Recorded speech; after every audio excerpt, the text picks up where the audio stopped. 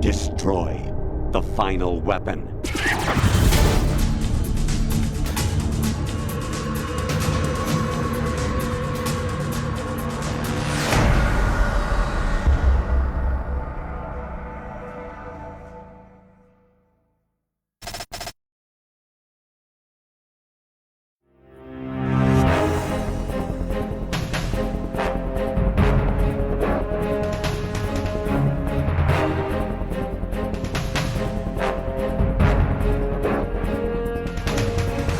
The sequel to Metal Gear Solid began development before the original title reached the US. Kojima and his team started pre-planning for the introductory portion of MGS2, and internal videos circulated at Konami in the months immediately following.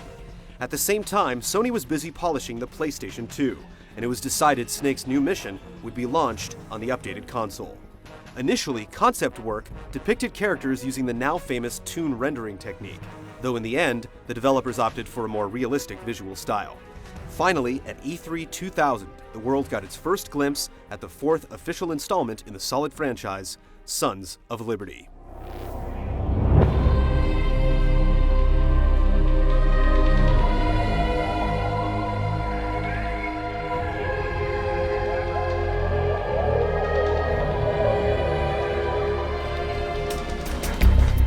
The nearly 8-minute-long trailer not only showcased hints of new gameplay footage as well as early details of the plot, but kickstarted a year-long hype frenzy. Trailer after trailer revealed more and more of the story and gameplay, and fans couldn't wait until the title's anticipated release sometime in the fall of 2001. To help ease the wait, a demo version of Sons of Liberty was included with another Kojima title, Zone of the Enders, when it was released in March. The demo contained just the beginning portion of the game. More trailers were shown at E3 and TGS, but Kojima tormented fans by submerging in the time leading up to the release, claiming no new info would surface until the game was about to come out. Sons of Liberty finally arrived in North America on November 14, 2001, the very same day as the launch of the Xbox. It surfaced 2 weeks later in Japan.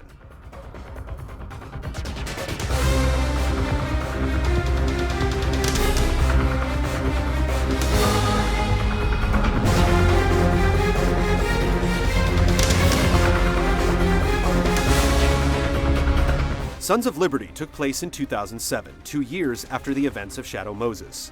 Snake, now teaming up with pal Otacon, joined the NGO group Philanthropy, an organization with an anti-Metal Gear initiative.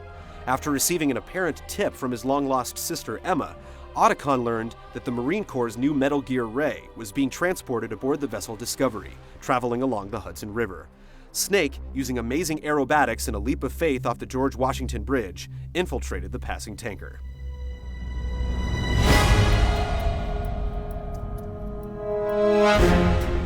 Soon after scoping the immediate area, a team of Russian soldiers carried by Kasatka, the Russian Kamov Ka-60, took control of the ship, sealing off the cargo hold with Metal Gear Ray and rigging the craft with explosives. The invading force was led by General Sergei Gurlukovich, the same Russian general that intended to purchase Metal Gear Rex from Liquid in MGS1. Snake encountered Sergei's daughter, Olga, and the two engaged in a quick shootout. Snake knocked her out and moved below deck to the cargo holds where a horde of Marines and Ray stood waiting.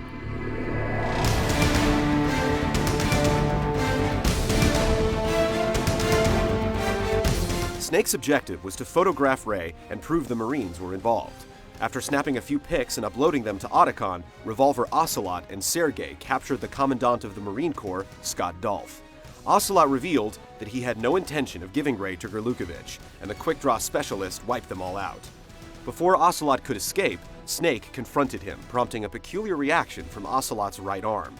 Seeking an amputee donor, Ocelot had surgically attached Liquid's appendage to his old wound, and it apparently possessed the ability to overtake Ocelot's mind. Ocelot blew the Discovery sky high, escaping with Ray. Snake was left behind with the sinking tanker and was presumed to be dead.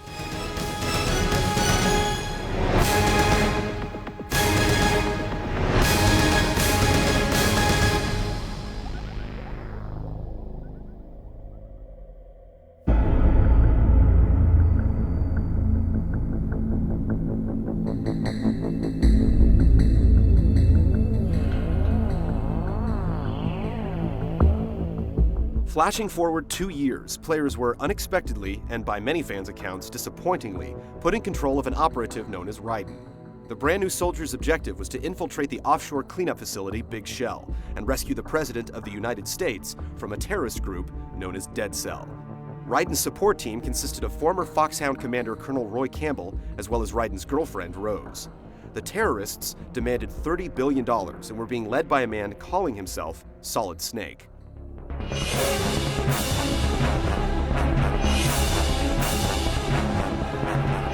As Raiden gradually made his way through the complex, he was quickly introduced to 2 members of Dead Cell. Vamp, with a taste for blood, superhuman speed and agility, and the ability to survive mortal wounds. And Fortune, the daughter of Scott Dolph, who apparently couldn't be hit by any weapon or attack.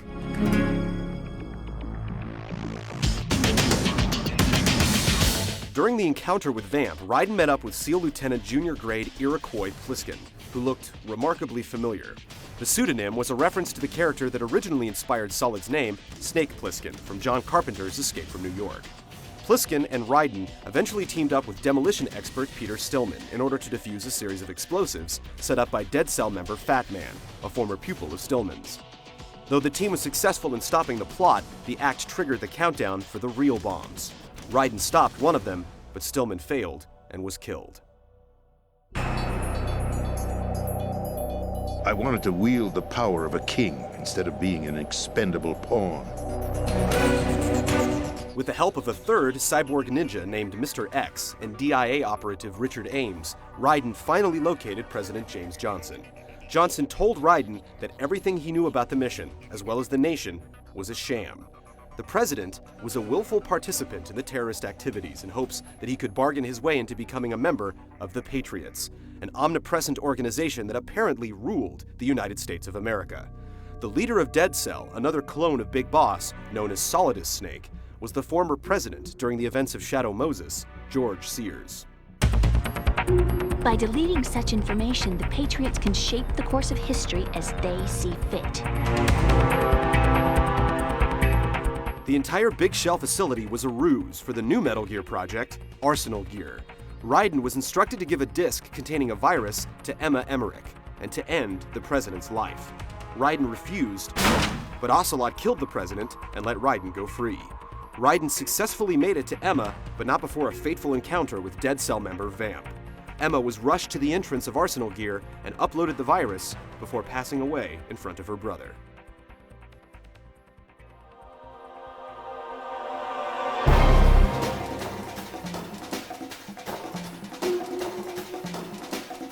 Pliskin, who had gradually been revealed as Solid Snake, asked Otacon to fly the hostages to safety.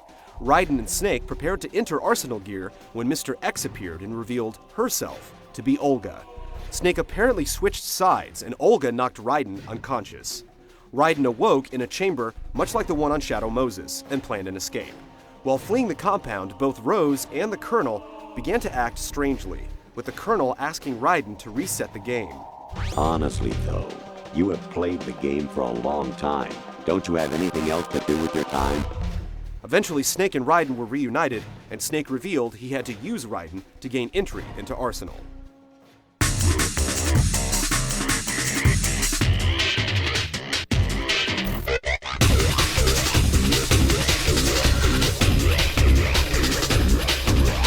The two moved forward and encountered Fortune. Snake stayed behind and allowed Raiden to move ahead, where he confronted Solidus and a horde of Metal Gear Ray units. Solidus was about to kill Raiden when Olga intervened and saved his life. She revealed her daughter was being held by the Patriots, and if Raiden died, so too would her child. Solidus killed Olga and ordered the Ray units to strike. Raiden dismantled the hordes of Rays, and eventually the virus Emma uploaded kicked in. Arsenal Gear was thrown into a state of chaos and began a crash course for New York City.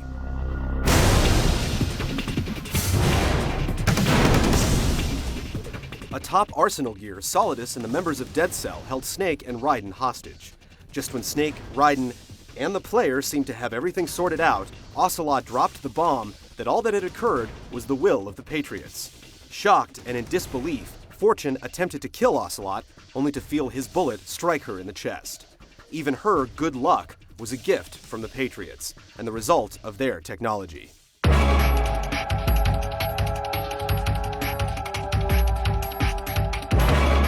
Ocelot, under the control of Liquid's arm, commandeered the last Metal Gear Ray and prepared to kill everyone else. But Fortune shielded the group from the attack. Liquid escaped with Ray, Solid gave chase, and Arsenal Gear crashed into Manhattan, throwing Solidus and Raiden atop the Federal Reserve Building.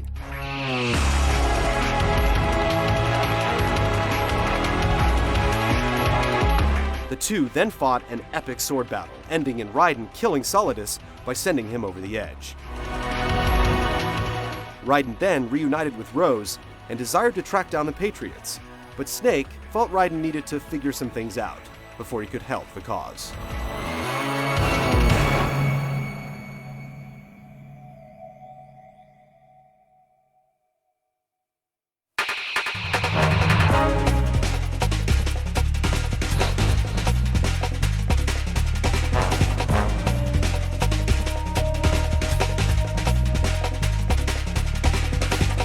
Sons of Liberty contained the same essential gameplay made popular in MGS1, though several tweaks were added, as well as new features made possible by the power of the PlayStation 2.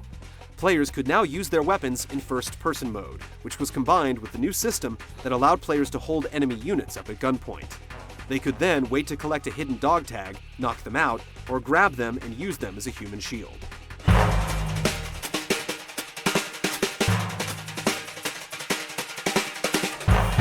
Snake could no longer leave bodies lying around in the open, as other guards would see it and send in backup. If you let a knocked-out enemy regain consciousness, that unit would also call in for help. Backup troops would sweep the area in the new caution mode, and even hiding in a box sometimes would not suffice. When the player was outright spotted, units would work to cut off any escape routes and order additional forces, typically carrying protective shields and heavier firepower. Snake or Raiden would need to find a safe place to hide or take out the immediate soldiers in the area in order to exit the alert mode. The game would then enter caution mode, thus enforcing a higher penalty on players who were discovered and reinforcing the notion of stealth gameplay.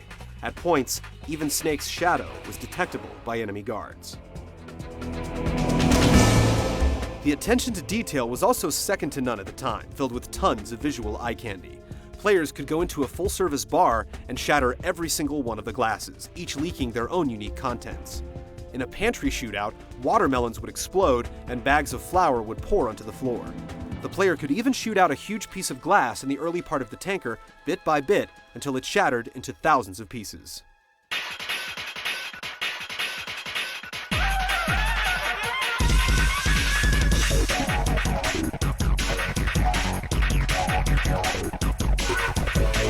There was nothing on par with switching out controller ports, but Sons of Liberty had its fair share of epic boss battles. In the shootout with Olga, players had to deal with not only the rain affecting their vision, but Olga could use a spotlight to blind Snake or loosen a tarp to provide cover. Of course, Snake could use his own weapons to counter these measures. Fat Man skated around the top of a helipad, planting explosives that had to be defused while still trying to take him out. Fortune was the only boss encounter that players could not overcome, requiring them to simply take cover and dodge her shots. Vamp danced across water and walls while displaying his fancy knife work. Instead of taking on a Hind-D helicopter, players had to eliminate a Harrier jet. Of course, Snake and Raiden had loads of firepower at their disposal to help them tackle each villain. MGS2 introduced the Tranquilizer Gun, allowing players to complete the entire game without forcefully killing a single person, along with a razor-sharp katana and cooling spray. Players could hang over ledges to avoid discovery, though they were limited by their grip gauge. The gauge could be leveled up by performing 100 pull-ups. Completing Sons of Liberty resulted in a statistical breakdown of your performance, as well as the assigning of a code name based on certain factors. While the original merely displayed such results, Sons of Liberty provided an additional code that players could input on the official MGS2 website to enter into a worldwide ranking system. The feature premiered in the trial build and drew an overwhelming reception. The rankings updated weekly until they were eventually taken offline.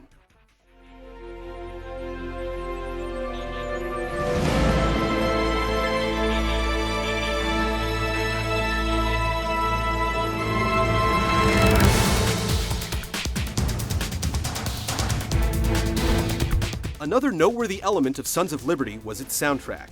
The original featured an impressive score, but Kojima upped the ante by bringing on Harry Gregson Williams. who had worked on such titles as Shrek, Chicken Run, and The Replacement Killers, to compose much of the soundtrack for Sons of Liberty, along with Norihiko Hibino, who had worked previously on Metal Gear Ghost Babel. Rika Muranaka, who composed and arranged The Best Is Yet to Come, returned to provide the ending theme, Can't Say Goodbye to Yesterday.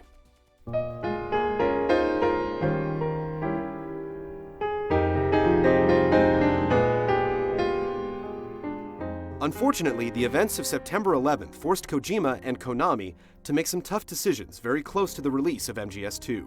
Before its launch, it was known that Sons of Liberty took place in New York City and featured terrorist activities. A sequence depicting Arsenal Gear's displacement of the Statue of Liberty and crashing through half of Manhattan was taken out, as was a breaking newscast after the credits showing the Statue of Liberty's new resting place, Ellis Island. Additionally, American flags, which were supposed to be on all the flagpoles in New York, were removed, including the one Raiden was supposed to cut down to cover Solidus's dead body.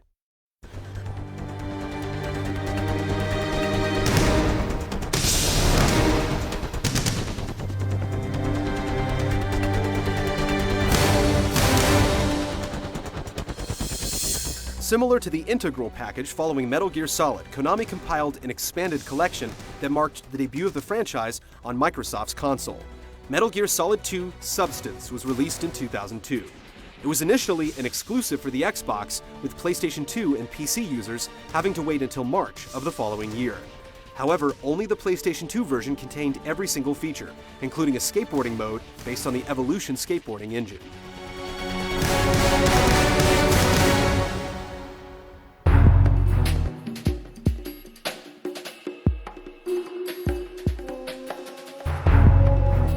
Substance still featured the same single-player campaign with some minor changes.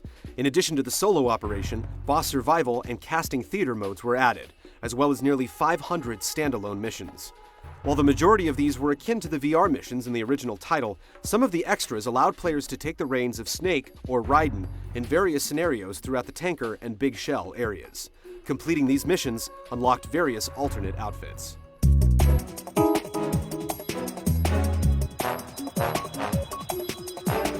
Perhaps the biggest bonus, however, was the inclusion of 5 plot-based storylines titled Snake Tales. The mode essentially amounted to another single-player campaign, with players taking control of Solid Snake in various alternate scenarios set in the world of Sons of Liberty.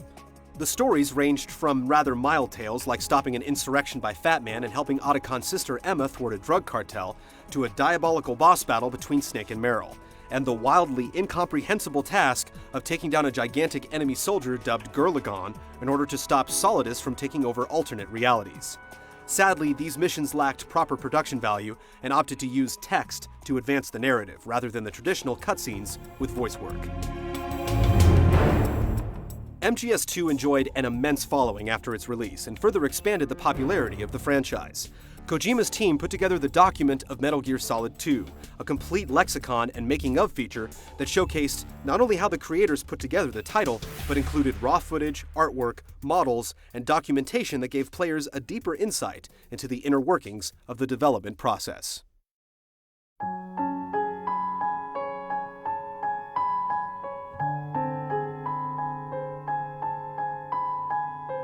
Sons of Liberty was released to incredible hype and has sold over 7 million copies to date. Reception was mostly positive, though critics and fans alike voiced several complaints. The most prominent issue raised was that the majority of the game was played as the new character Raiden, instead of series icon Solid Snake. This was exacerbated by fans who realized that early trailers released for the game showed Snake playable in the Big Shell section. Another sore point was the length of the cutscenes and codec conversations, with some segments featuring only a few minutes of gameplay, sandwiched between upwards of an hour of story development. The plot of the game also became quite convoluted in the final segments, with extensive delving into conspiracy theories, artificial intelligence, and social control.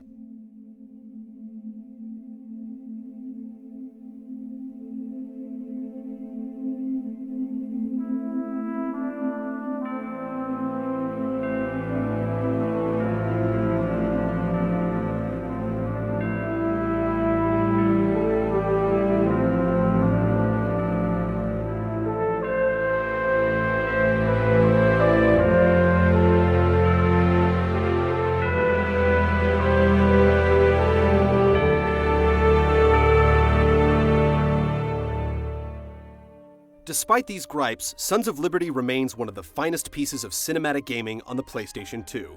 The game took some serious risks on a new platform, and divulged a story that fans are still wrapping their heads around. It was also the first Metal Gear game to have a Hideo Kojima production displayed on the front cover, making the developer a household name to gamers worldwide.